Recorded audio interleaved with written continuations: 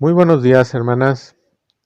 El día de hoy vamos a concluir nuestro estudio de la doctrina de la salvación con el tema las riquezas de la gracia. Como vimos en un principio, la salvación es la obra completa de Dios para sacar al hombre de su estado de ruina y condenación eternas y otorgarle por gracia, por medio de la fe, el don de la vida eterna.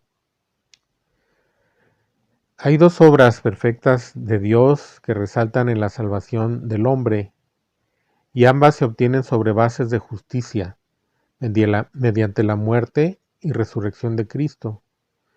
Una de ellas viene a ser el traspaso de algo malo desde el pecador hacia Cristo, mientras que la otra consiste de la obtención garantizada de algo bueno que viene de Cristo hacia el pecador. Estas perfecciones divinas son, primero, que mediante la muerte de Cristo, todo juicio y condenación fueron tan perfectamente asumidos por Él en su muerte en la cruz, que nunca más volverán a ser exigidos al creyente. Como dice Romanos 8:1, ahora pues ninguna condenación hay para los que están en Cristo Jesús.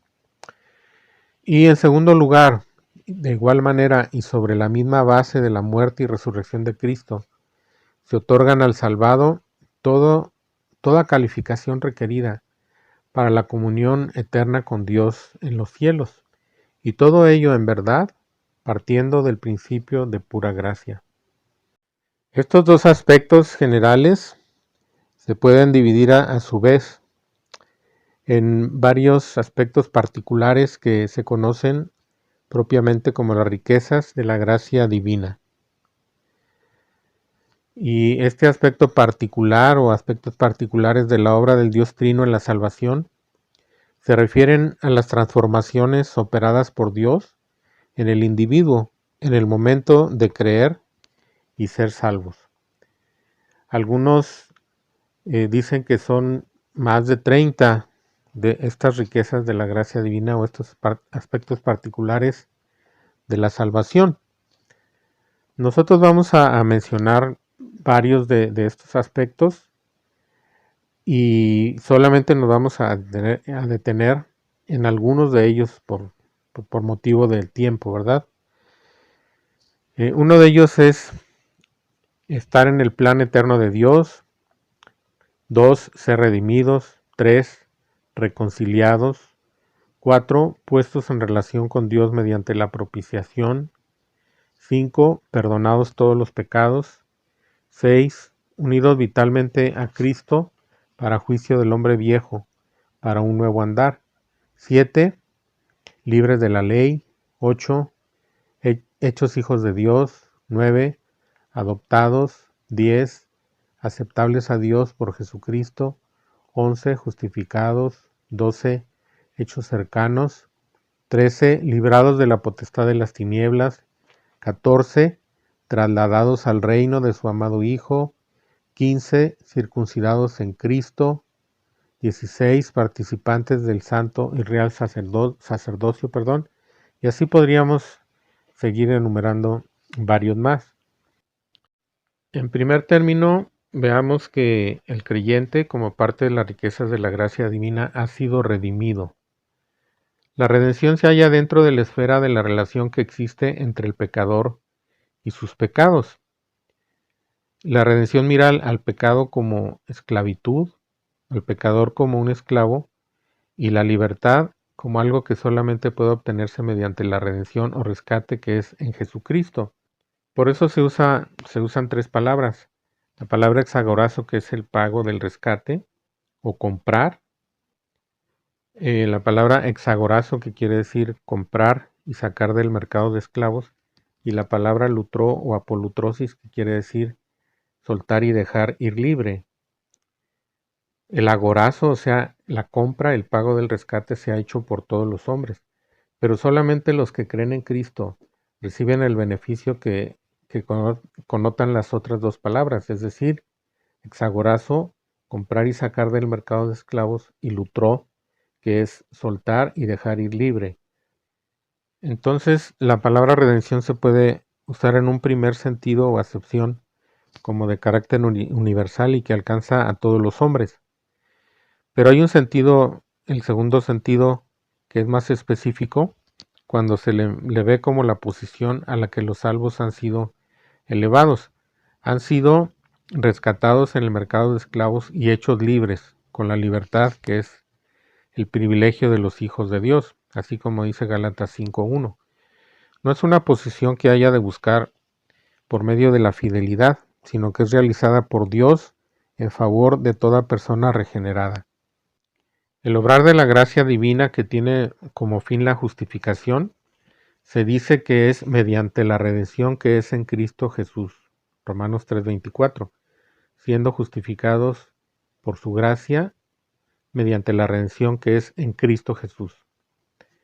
Es también en conexión con la redención que el creyente obtiene el perdón de los pecados, como dice Efesios 1:7, en quien tenemos redención por su sangre, el perdón de pecados, según las riquezas de su gracia. Pero hay una tercera acepción de esta palabra, y que es la redención del cuerpo del creyente. Nosotros esperamos, como creyentes, la redención de nuestro cuerpo, así dice Romanos 8:23. Dice, nosotros también gemimos dentro de nosotros mismos, esperando la adopción, la redención de nuestro cuerpo. La idea aquí, como en todas las riquezas de la gracia, es que se trata de una posición, de una realidad transformadora, y es la posesión de todos los que son salvos. Como número 2, el creyente también ha sido reconciliado. Y este caso se parece también al de la redención. Dios ha reconciliado consigo a todo el mundo. Reconciliar quiere decir cambiar completamente. Y la posición del mundo con respecto a Dios ha sido cambiada completamente, como dice ahí 2 Corintios 5:19, que Dios estaba en Cristo reconciliando al mundo consigo mismo, no tomándoles en cuenta a los hombres sus pecados. Pero también queda la responsabilidad personal de cada pecador de declararse satisfecho con lo mismo que satisface a Dios y de reconciliarse con Dios. Esta última, cuando una persona se reconcilia con Dios, es aquella forma de reconciliación que se aplica al corazón del creyente y tiene como resultado una paz perfecta y perpetua entre Dios y el creyente reconciliado. El estar perfectamente reconciliado con Dios sobre la base de los méritos de Cristo, como sucede con todo hijo de Dios, es una posición de verdadera bendición y es una de las riquezas de la gracia divina. En tercer lugar, el perdón. Al creyente le han sido perdonados todos los pecados, en el sentido de que ahora ninguna condenación hay para los que están en Cristo Jesús. A los creyentes se les perdonan todos los pecados. Colosenses 2:13 dice, perdonándoos todos los pecados, y esto cubre todos los pecados pasados, presentes y futuros. También se puede leer Efesios 1:7 y 4:32, también Colosenses 1:14 y 3:13. El poder condenatorio del pecado ha sido anulado para siempre, y en relación con esto pregunta el Espíritu Santo. Ahí en Romanos 8:33 y 34 dice, ¿quién acusará a los escogidos de Dios? Las respuestas ahí mismo dicen, son terminantes y dicen así, Dios justifica en vez de acusar de pecado, y la condenación ha sido transferida a otro, aquel que murió, más aún el que también resucitó, el que además está a la diestra de Dios, el que también intercede por nosotros. Este capítulo de Romanos, el 8, que comienza con ninguna condenación, termina con ninguna separación. Pero un perdón tan completo es posible solamente sobre la base de la obra de Cristo, al llevar sobre sí el pecado y ceder sus méritos a los que son salvos mediante su mediación y están en él. Ahora, en relación a esto hay que hacer una distinción entre este permanente perdón judicial y el perdón continuamente repetido a los que pertenecen a la familia de Dios. La aparente paradoja de uno que está perdonado y que de todos modos necesita aún ser perdonado se explica teniendo en cuenta el hecho de que hay dos esferas de relación completamente distintas entre el creyente y Dios. Respecto a su posición, que es inmutable como su filiación, puesto que está garantizada porque el creyente está en Cristo, el creyente no quedará separado de Dios ni caerá en condenación y nunca perderá la justificación.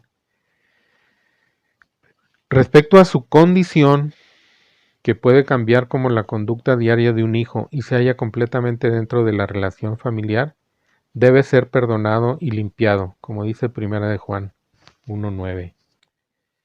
Y en este capítulo 1 de Juan se especifica muy claramente que lo que se interrumpe con el pecado del cristiano no es su unión con Dios, el estar unido a Él o su posición en Cristo, sino la comunión con el Padre. Y en ese sentido, el abogado que tenemos es para con el Padre, es decir, los pecados de un creyente se juzgan en un ámbito familiar, donde Dios no deja de ser el Padre, ni el creyente deja de ser el Hijo de Dios. Como número 4 podemos mencionar que el creyente ha sido unido vitalmente a Cristo para juicio del hombre viejo, esto para un nuevo andar. Esto ya lo vimos con amplitud en el tema pasado, que era el juicio del pecado como parte de la obra de Cristo en la cruz, así que no mencionaremos otra cosa más al respecto. Como número 5, el creyente ha sido hecho libre de la ley. Estar libre de la ley no significa que el creyente no tiene la obligación de practicar lo que la ley manda. Y como la ley es santa y justa y buena, a muchos les resulta difícil aceptar esa enseñanza del Nuevo Testamento de que la ley no es la norma de conducta para el creyente. ¿Por qué? Se insiste, no ha de observar el creyente lo que es santo, justo y bueno. Pero contra esta idea está una advertencia muy clara, o varias advertencias de que el cristiano, por la muerte de Cristo, está libre de la ley. Podemos leer, por ejemplo, Juan 1:17, Hechos 15:24 al 29, Romanos 6:14, Romanos 7:2 al 6 y algunos otros pasajes. En uno de estos pasajes, en Romanos 6:14, se le dice claramente al creyente que no está bajo la ley. Y en Romanos 7:2 al 6 se le dice que está muerto a la ley, así como que está libre de la ley. La solución a este problema está en la comprensión de que la ley es un sistema que requiere el mérito humano, mientras que los mandamientos dirigidos al cristiano, que se halla bajo la gracia, no tienen relación alguno con dicho mérito, puesto que el Hijo de Dios es ya acepto en el amado y se apoya para siempre en los méritos de Cristo. El aplicarle el sistema del mérito resultaría igualmente irracional y antibíblico. De alguna forma todos los mandamientos del Decálogo, los 10 mandamientos, se repiten en el Nuevo con respecto de la observancia, con la excepción de la observancia del sábado. Y cuando estos principios que se contienen en la ley reaparecen en los mandamientos dentro de la gracia o para el creyente, lo hacen siempre con un cambio de perspectiva muy importante. Y esto es que hay una diferencia muy grande entre el hacer algo contenido en la ley a fin de ser aceptado o bendecido y el hacerlo porque uno ha sido aceptado y bendecido. La liberación de la obligación o sistema de mérito es aquella libertad a la que se hace referencia en Gálatas 5:1. No es una libertad para hacer el mal, pero es un completo alivio del aplastante peso, el yugo de esclavitud, como dice Hechos 15:10 de las obras de mérito. Y vamos a leer ese pasaje. Ahora pues, ¿Por qué tentáis a Dios, poniendo sobre la cerviz de los discípulos un yugo que ni nuestros padres ni nosotros hemos podido llevar? Y el versículo 11 añade, antes creemos que por la gracia del Señor Jesús seremos salvos de igual modo que ellos. Es decir, están hablando los hermanos judíos y diciendo que de igual modo que los gentiles. Ser libre de la ley, como dice Romanos 8:2, muerto a la ley, como dice Romanos 7:4, y librado de la ley, como dice Romanos 7:6, y no estar bajo la ley, sino bajo la gracia, como dice Romanos 6:14, o como dice Gálatas 3:25, pero venida la fe, ya no estamos bajo ayo. Describen una posición de gracia a los ojos de Dios, rica y llena de permanentes bendiciones. Como número 6, el creyente ha sido hecho hijo de Dios. Ser nacido de nuevo por el poder regenerador del Espíritu Santo, a una relación en que la primera persona de la Trinidad viene a ser un legítimo padre y aquel que es salvo viene a ser un hijo legítimo, es una posición que difícilmente alcanza a nuestro entendimiento. Esta nueva existencia de alguien que es nacido de arriba no es solamente intensamente real, sino que, como toda vida engendrada, es perdurable por su propia naturaleza. El Nuevo Testamento emplea varios términos para expresar este nuevo nacimiento. Cada uno de ellos posee facetas distintas y reveladoras. El primero es nacido de nuevo, y esto no quiere decir un nuevo nacimiento que es solamente algo nuevo con respecto al primer nacimiento según la carne, sino que es completamente de otra fuente, no es producto de la carne. Lo que es nacido de la carne, carne es, y lo que es nacido del espíritu, espíritu es. Eso dice Juan 3:6. Otro pasaje que habla de lo mismo es Juan 1, versículos 12 y 13, que dicen así. Mas a todos los que le recibieron, a los que creen en su nombre, les dio potestad de ser hechos hijos de Dios, los cuales no son engendrados de sangre, ni de voluntad de carne, ni de voluntad de varón, sino de Dios. La segunda palabra que usa es regenerado. Lo usa Tito 3:5, dice que por el lavamiento de la regeneración. Este pasaje relaciona dicho nacimiento con una purificación, pero el nacimiento no consiste en una mera purificación o limpieza del antiguo ser. Más bien indica que esta regeneración va acompañada de un lavamiento como es el perdón de los pecados. También se usa el término vivificado, como dice Efesios capítulo 2:1, que Él nos dio vida juntamente con Cristo. Y Colosenses 2:13 también dice lo mismo. Otro término dice, como un título se usa hijos de Dios.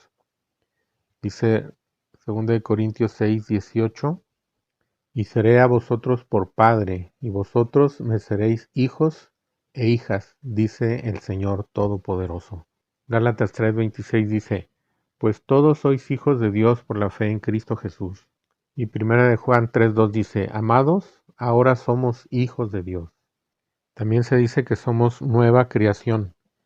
Efesios 2:10 dice, somos hechura suya, criados en Cristo Jesús para buenas obras.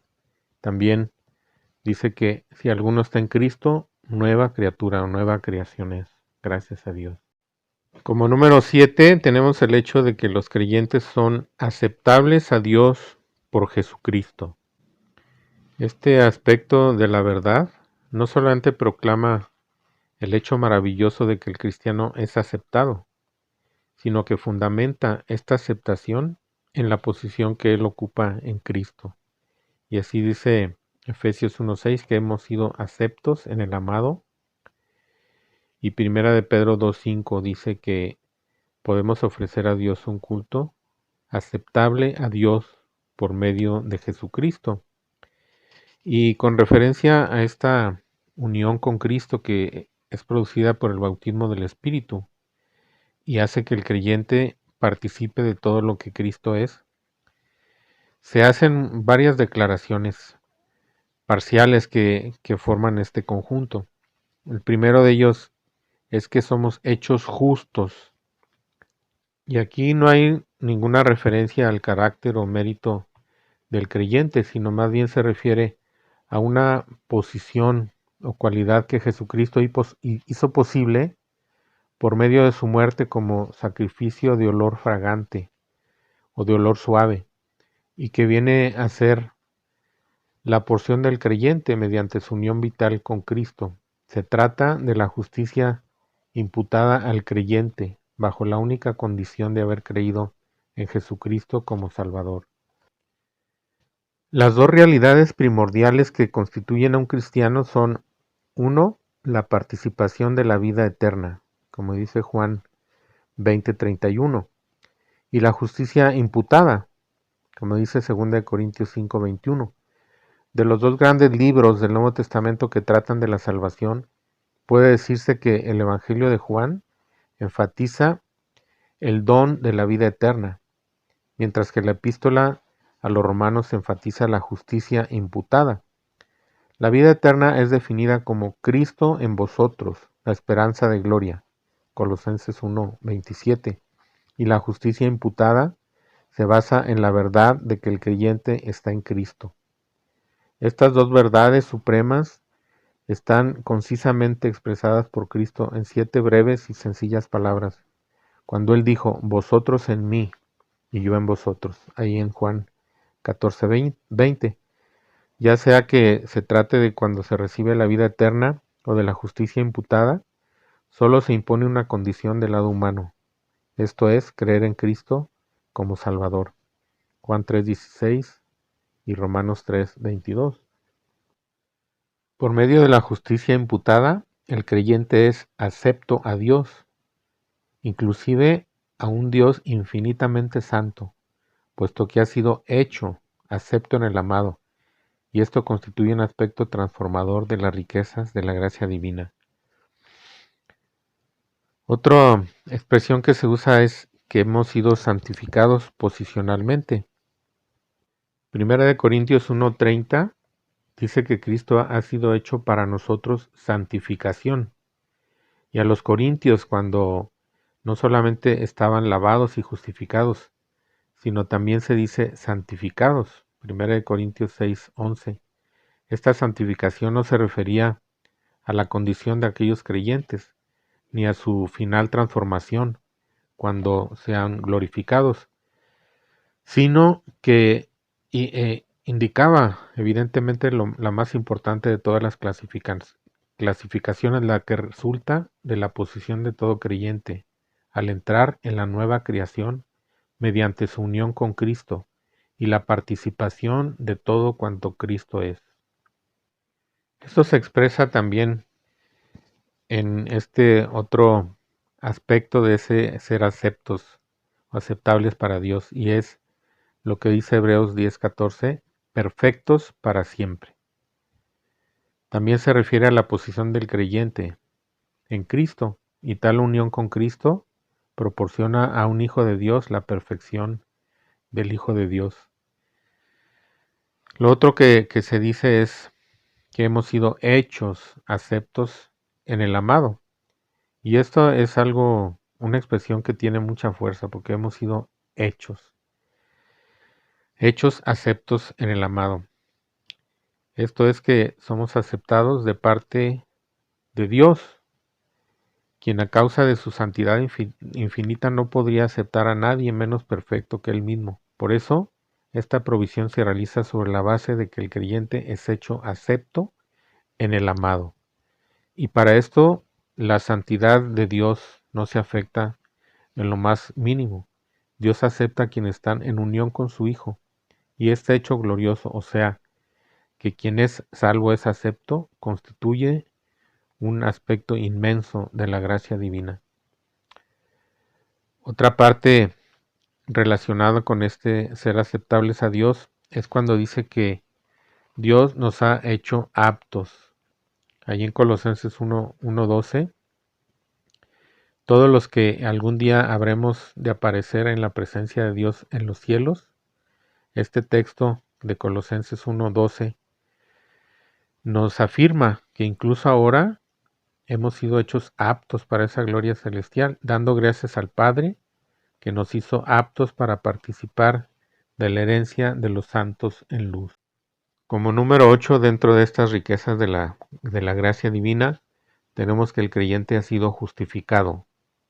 Ninguna posición actual del creyente es tan excelsa y definitiva como la de ser justificado por Dios. Por la justificación, el creyente ha sido elevado hasta la posición de alguien a quien Dios ha declarado justificado para siempre. Y la justicia santa de Dios está tan comprometida a defender esta posición como pudo estarlo jamás anteriormente para condenarla. La justificación es mucho más que el perdón de los pecados. Es cierto que ambas cosas son un acto de Dios en respuesta a la fe salvadora, que nadie es perdonado sin ser justificado y que nadie es justificado sin ser perdonado. Pero estas dos grandes tareas divinas no tienen en común ningún detalle. Igualmente, aunque están tomados de la misma raíz griega, los términos justicia se refiere a la justicia imputada y justificación representan conceptos completamente diferentes. El creyente es constituido justo en virtud de su posición en Cristo, pero es justificado por un decreto declaratorio de Dios. La justicia imputada es un hecho permanente y la justificación es el reconocimiento divino de tal hecho. La base de esta justificación es la justicia cumplida por Cristo y es una base tan digna, tan intachable, que el mismo Dios permanece justo cuando justifica a un impío que pone su fe en Cristo Jesús. Él se reserva toda la iniciativa en todos los aspectos de este beneficio incalculable, pues la única obligación humana es creer en Jesús, como dice Romanos 3:26, que se lee así: con la mira de manifestar en este tiempo su justicia, a fin de que Él sea el justo y el que justifica al que es de la fe de Jesús.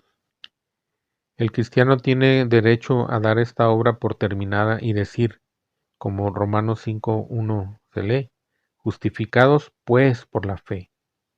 Aunque puede describirse con palabras, solo el Espíritu de Dios puede hacer que la mente se percate realmente de esta posición esencial tan elevada y tan gloriosa. Como número 9, el cristiano tiene acceso a Dios.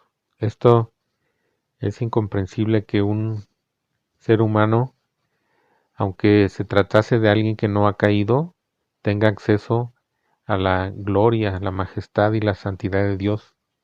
Y esto es tan grande que también se subdivide en varios aspectos. Nos dice que tenemos acceso a su gracia. Allí de esta posición que Cristo nos ha dado por toda la obra que realizó en la cruz y que ha satisfecho por completo las demandas de la justicia y de la santidad de Dios, se dice que por quien también tenemos entrada por la fe a esta gracia, en la cual estamos firmes. Eso dice Romanos 5:2. El creyente no solo es salvo por gracia, como dice Efesios 2:8, sino que está firme en la gracia, está dentro de la esfera de la gracia divina, pues la misma gracia que lo salvó lo sostiene. O sea, el mismo principio al que debe su salvación cuando cree, le es continuamente aplicado para salvaguardarlo a través de todo su peregrinaje terrenal. De esta gracia dice Pedro, antes bien creced en la gracia y el conocimiento de nuestro Señor y Salvador Jesucristo, en el capítulo 3:18 de su segunda carta.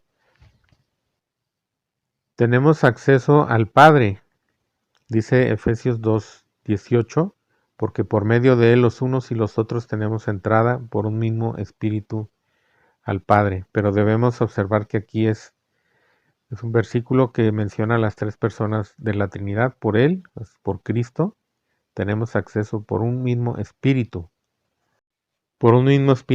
al Padre.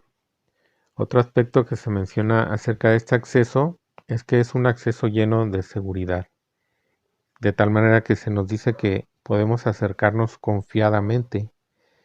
Allí en Hebreos 4:16 dice, acerquémonos pues confiadamente al trono de la gracia para alcanzar misericordia y hallar gracia para el oportuno socorro.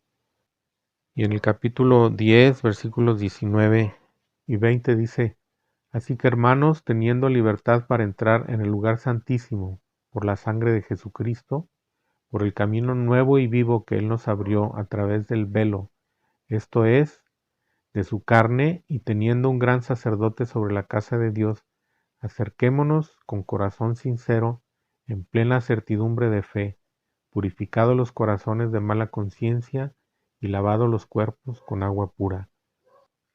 Ser uno de aquellos a quienes se ha otorgado ese libre acceso a la presencia de Dios es una posición de altísimo privilegio que nosotros deberíamos ocupar o ejercitar más continuamente. Damos gracias a Dios, hermanas. Con esto terminamos el tema de la doctrina de la salvación. Gracias a Dios por esta salvación tan grande que nos ha dado en Cristo Jesús. Bendecimos su nombre porque de veras que somos realmente privilegiados y debemos estar eternamente agradecidos con Dios por este gran privilegio que nos ha dado de esta salvación tan preciosa. Dios les bendiga, hermanas.